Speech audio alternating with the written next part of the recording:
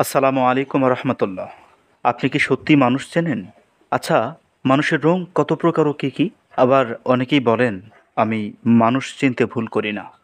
প্রিয় দর্শক, আজকের ভিডিওতে আমরা মানুষের মানুষত্ব নিয়ে আলোচনা করব। এই শব্দটাকে জানতে আপনাকে কয়েক দশক পিছনে যেতে হবে। তখনকার সময় হকের পক্ষে কথা বললে সবাই বাহাবা দিত, পাশে থাকতো, বিচারকের বিচার হতো সঠিক।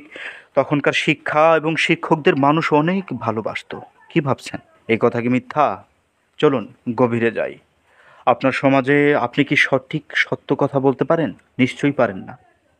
কিন্তু বাধা দিল কে? আপনি বলবেন, এ যুগে এসব কথা চলে না বাপু, অন্য কথা কও। নিজের কামাই করে নিজে খাই, কোনো ঝামেলা টামেলা চাই না।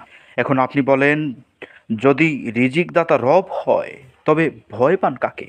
আপনার ভিতর থেকে এ কথা মুছে ফেলুন। সত্যকে সত্য, মিথ্যাকে মিথ্যা বলুন।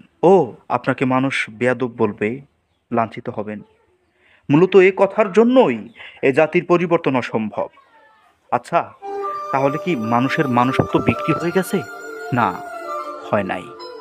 এখনো মানুষত্ব আছে। এখনো আমার ভাই, আমার বোন মানুষের ন্যায্য অধিকার আদায়ের জন্য নিজের জীবন দিয়ে দিয়েছে। ছাত্র, শিক্ষক, সাধারণ জনগণ আজ রাজপথে। দাবি কি? স্বাধীনতা চাই, মুক্তি চাই। কার ভয় পান? বামপন্থী বেঈমানদের?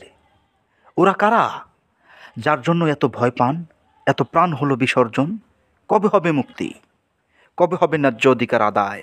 আজ আপনি ভাবছেন আমি তো ভালো আছি, দুদিন পর আপনার ছেলে মেয়েদের উপর এরকম হবে না, তার কি গ্যারান্টি আছে?